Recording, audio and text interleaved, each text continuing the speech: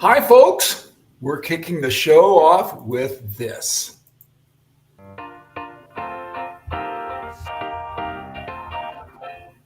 No, that's the wrong house. Wrong house.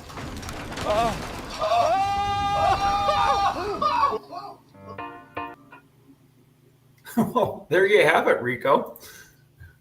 What do you think of that?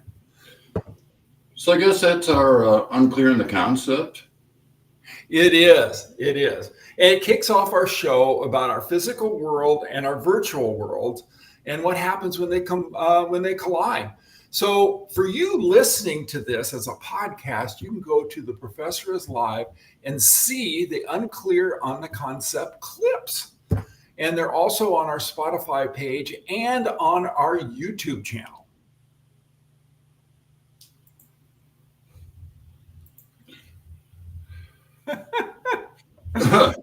Join us. Indeed. I'm going to get this thing going here. Welcome to The Professor is Live with Mark Salisbury, Professor of Computer Science at the University of St. Thomas. In each lively 25-minute episode, Mark and producer Rikko Smart dive into topics shaping our world, featuring expert interviews and engaging live audience participation. Discover groundbreaking ideas for the future and timeless wisdom you can't afford to forget, all infused with humor and charm. Leave every episode feeling inspired, informed, and optimistic about what lies ahead. For more bragging about this show, go to theprofessorislive.com.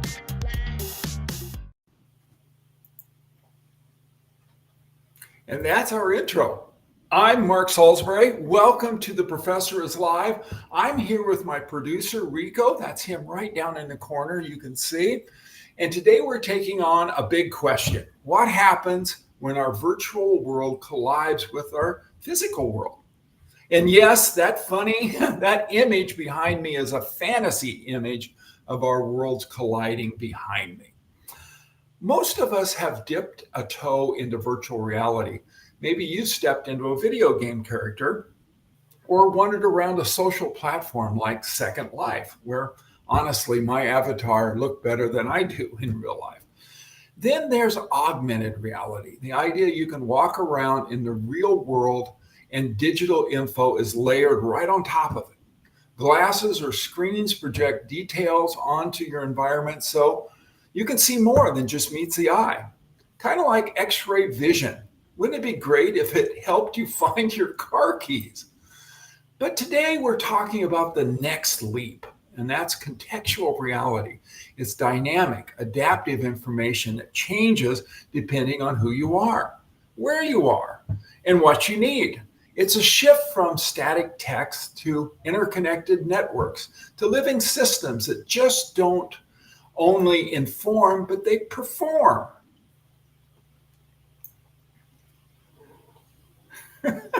It sounds like life-changing. That might help you out. That's true. Anyway, I called on someone, right, that's much smarter than me about this, and it's Scott Moody, who's an expert on the Internet of Things. He's a software architect, and he's a former technical fellow at Boeing. He's here to explain how this tech can transform both our homes and our workplaces. Here's what Scott has to say.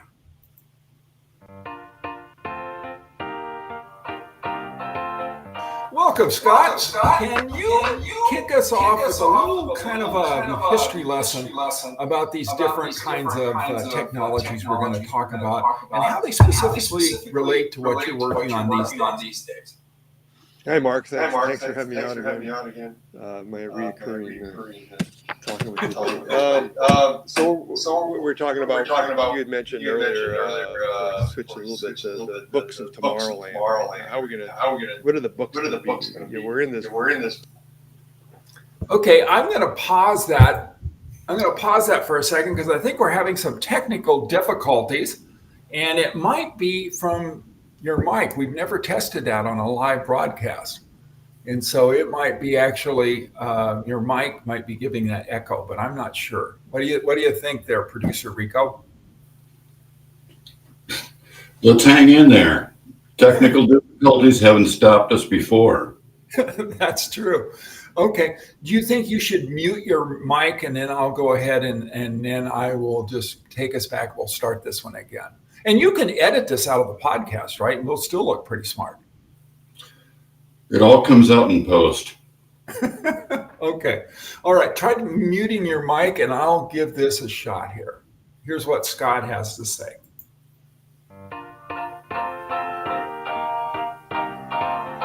Welcome, Scott. Can you kick us off with a little kind of a history lesson about these different kinds of technologies we're going to talk about and how they specifically relate to what you're working on these days? Okay, we'll try this again, and we really will try to edit this out when we do the podcast. So I'm going to try it over here. So let's give this another shot here.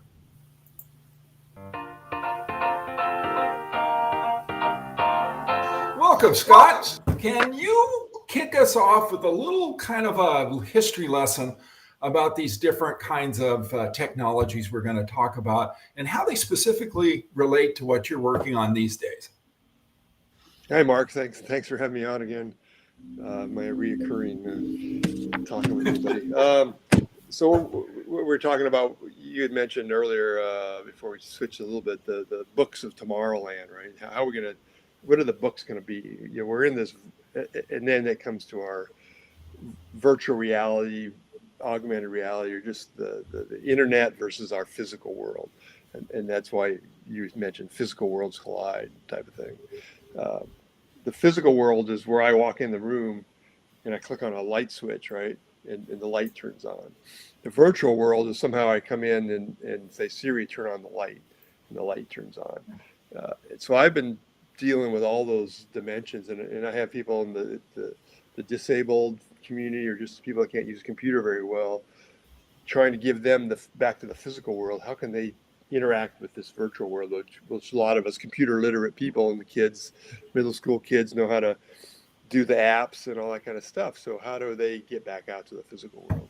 So I think what we're going to talk about, right, is the virtual environment, which is the digital world, the virtual reality, which is kind of this augmenting it in augmented reality. So that's what I think we're going to talk about. Well, yeah, it is. And I think for our audience, I think most of us have, we got an idea about virtual reality. There's, games that we will play and we're a participant. And for those who remember, there was something called Second Life, which was like a landscape and you could go in there. And I've heard people remark that it's kind of like people that participated in Second Life never had a first life, but that's a whole nother topic. But that's an idea that most of us are used to. And then we're used to this augmented reality thing where, we're in a virtual world and we're looking around, or we're in our physical world, I should say. And then there's like, if we're wearing goggles or something like that, there's little tags on things, right? And so that might tell you how to fix it if you're a repairman, that kind of stuff. So this stuff has been creeping up on us. But what I'd like our audience to understand is you're talking about a whole different level here. And you and I have been throwing out the term contextual reality, in that it's tailored to people as individuals. And so what would that mean? Can you give us an example of what we're talking about here? Yeah, I like that term, contextual reality. That was kind of cool because contextual is us touching things, right? That textures, and that's the physical side. But I just made a note that so contextualized reality, or the book that is appropriate at this point in time, right? If you're walking in the new Airbnb, right, you just rented for a couple of days, you're on a sofa or however that works, you go in and it's got a manual and it says, here's how to turn the light switch on, and you read it and you say, okay, you go over that light, and, here's how to run the VCR, pretty much, maybe a VCR, that contextualized information. But you want to make sure that's valid for that user at that point. When they go home to Timbuktu, you don't want them hitting the light switch virtually, right? So we need a way to permission based, all that kind of stuff. But back to the physical world, how do we equate the equivalent of these lights? I've got a photo I've shown you. A light switch, you go in the house, it's got 6 light switches. So and there's no button, there's no words anywhere. And so you go in there and you click on the first one and it turns the dishwasher on instead of, or no, better is what's the grinder thing, the sink. The fan, right? You get those No. darn fans going, you can never turn them off. You put your food in it and it turns it up. The hell? Oh well, never better. Garbage disposal. That's the term. No, so right now it's hit or miss, and so you go in the room now and say, Siri, turn on the light. Well, it's got to be only one light, otherwise, how's it going to turn on light number 3? There's switch. The reality was 6 switches. Mine has 4, but so that kind of world. I like to think of. So I used to work on my VW Bug back when people could modify and work on cars. I had a book. It was VW Bug maintenance for dummies, right? And you turn to page 55 and it's how to change the piston, which I had to do. That's contextualized knowledge, right? So how can we bring the book of tomorrow, the dishwasher book, right? That here's this big dishwasher. I bought a dishwasher recently, and there's no buttons to press. It's a piece of paper, for God's sake, and how are you going to press on buttons? The books of tomorrow, we're going to put the buttons back into the physical world. So the QR code, the barcode, the what they call them optical markers. I've come up with an idea that I can now use those and turn on the Christmas tree lights. I can turn on, the feeder. We have these feeders here that are these dog feeders. You can send a message and all kinds of. So that's what we're trying to figure out how to do, is do something back to the physical world. I mentioned disabled people and things like that, where I've got a guy, they're using eye tracking now for being able to click buttons. So we're going to build the buttons for people to do. Yeah, one of the things I think is just fascinating about what you're working on is how it blurs the digital world with our physical world. You can have digital buttons that do stuff in our physical world, right? Like so those light switches. Exactly. And the voice recognition, you worked on that in 1988, right? The margin. We have had voice recognition concepts for a long time. But you go in with other approaches. Well, I've got people that can't talk, so that can't be the only solution. So we've come in and we have these markers that become your programming environment. That you go in, maybe there's a marker above the light switch, or maybe they're just in your pocket, and you digitize those. You've seen the scanner. You scan the QR code, and it takes you to the web page for the menu for your restaurant. I've got it so that you scan it, and it turns the lights on, securely, because you're the right user to do it and all that kind of stuff. So you want to be able to digitize the virtual world and bring it back into the physical world. That's what I've been working on. These call them semantic marker. It's semantically, you and I click on the exact same QR code that you see at the restaurant, and we get different results. Something like even languages. I'm always coming in. I'm a Japanese customer. I always want it in Japanese if I can get it. I hit the same QR code that's for the menu for the restaurant, and it comes out in Japanese. How cool is that? That's contextualized, right? Contextualized reality. And you can take it with you too. Like if you've got it set up for turning your lights on in your home and those kinds of things, you can go to a vacation home on the other side of the United States and you walk in, and conceivably you could have an app. And you could just press the buttons, the lights come on, the temperature you want comes on, and all of those things. Can you imagine that? So every device you buy, you have to download the app just for that device, right? It has a bunch of buttons they made up, That's why we need somebody. You mean now, today. And it's this fragmented world. It's like the Tower of Babel, right? From the computer science, everybody's got their own apps. Can we back to the person? So you mentioned that you take the manual with you.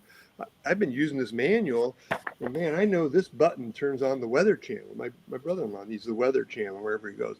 Well, it turns out the weather channel is different on every. You go to DirecTV, it's channel 55. If you go to the internet, you have to log into the internet. You got to go to Netflix or whatever and click on the. There's about a lot of steps. How can we mitigate those steps? And that's what these semantic markers are really helping with. So it was really weird. Like 5 years ago, I started finding out that these cameras in our phones, the middle schooler has a camera, the iPhone or Android or whatever, Yeah. and it recognizes these QR codes perfectly. And that's where the hypertext comes into. Imaging is our new hypertext. So we're kind of making hypertext great again or something. It really is valuable at the physical world as well as the virtual world. Because we're used to the virtual world, we just click on a button. But to get that button clickable, we need the Internet of Things, all these devices. We need a messaging mechanism to get to them, and we need a vocabulary, to, some mechanism to get in there from the physical world, right? And buttons, physical buttons, things like that.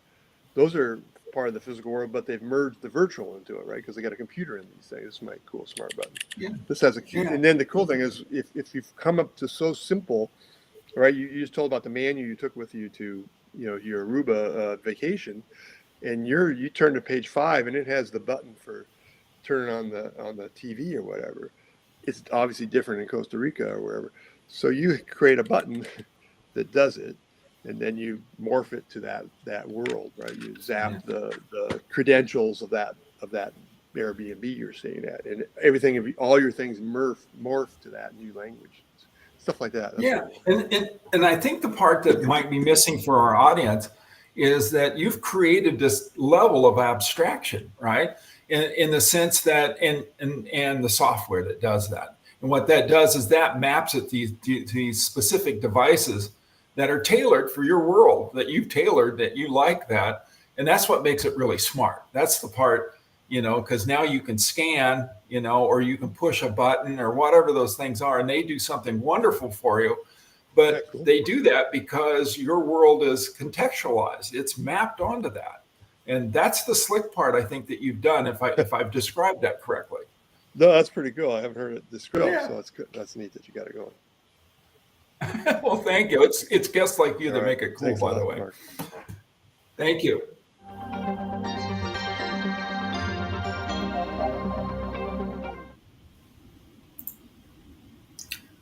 Well, Rikko, did I get you turned back on? I'm turned on every time you speak. I mean, you're right there, man.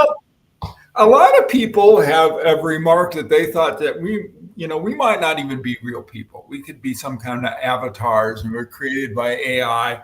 And then we've edited out stuff, and it's not really live. Well, I think we proved today that this is a live broadcast. We're human beings. We make mistakes. So I think we got that in our corner. I'm going to play this clip again, right? So I'm going to go and prep us on this, and I'm going to play it just because it's cool. So I will go ahead and do that, and here it is.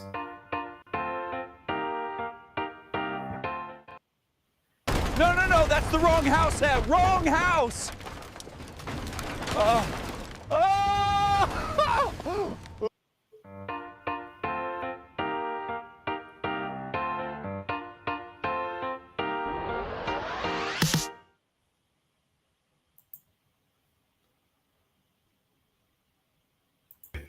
Sorry, just had to do that.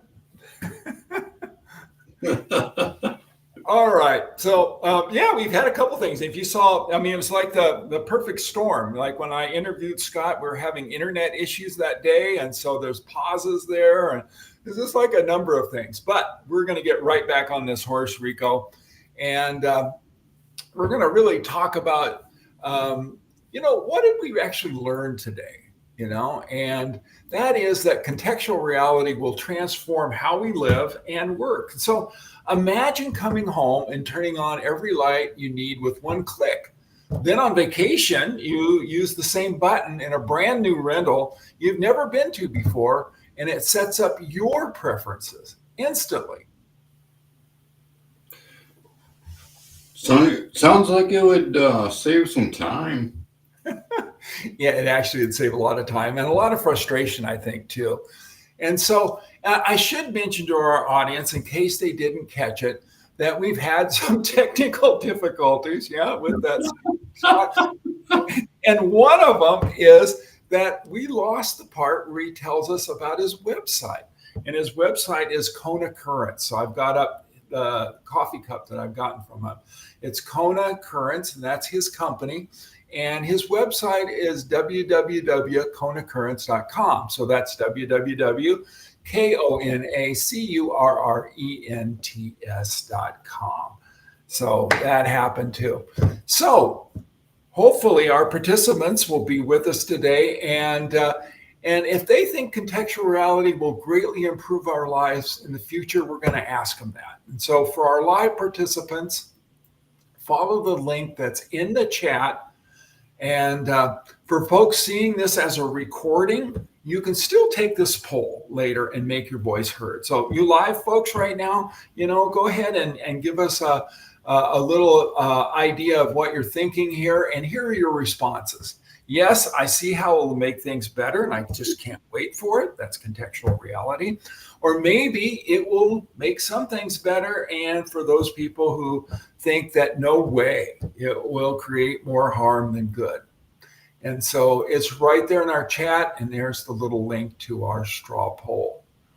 Okay, while we're waiting on the poll, Rikko, I think that this is going to have much greater impact than just convenience. I think what Scott has been working on is going to really have a great impact on our society in many ways. And that's because it ties the virtual world with the physical one. And so it's easy to imagine really entire new jobs emerging. For example, a robot that roofs a building could be given instructions by a person on the ground, or even in that worker's home for that matter.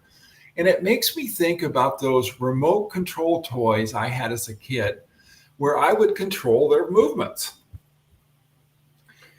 Yeah, there's going to be some cool jobs on the way. Probably ours.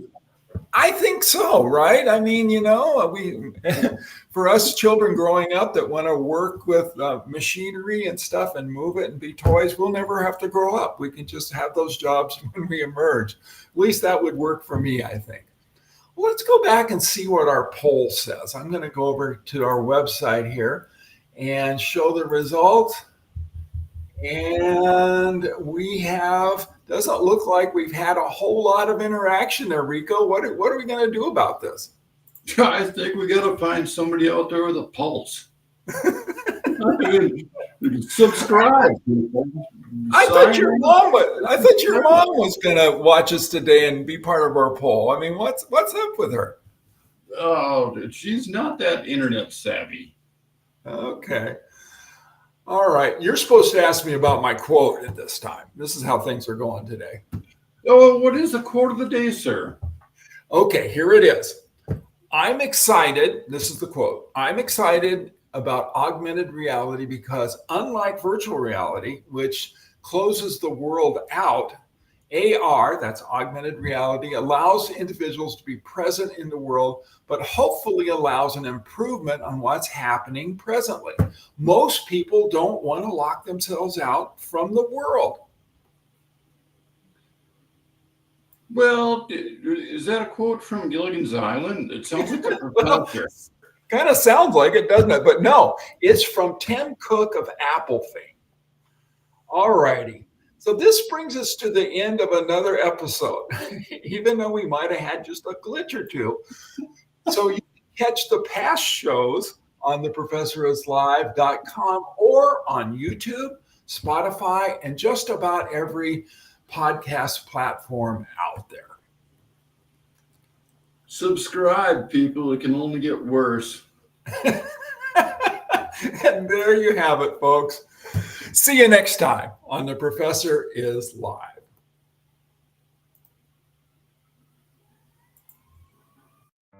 The Professor is Live is hosted by Mark Salisbury, produced by Rikko Smart.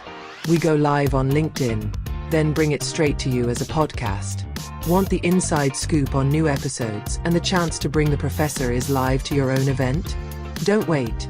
Join The Professor is Live with Mark Salisbury Group on LinkedIn or head to theprofessorislive.com today. While you're there, check out our executive coaching for the era of AI program. It's based on Mark's book, Leadership in the Era of AI.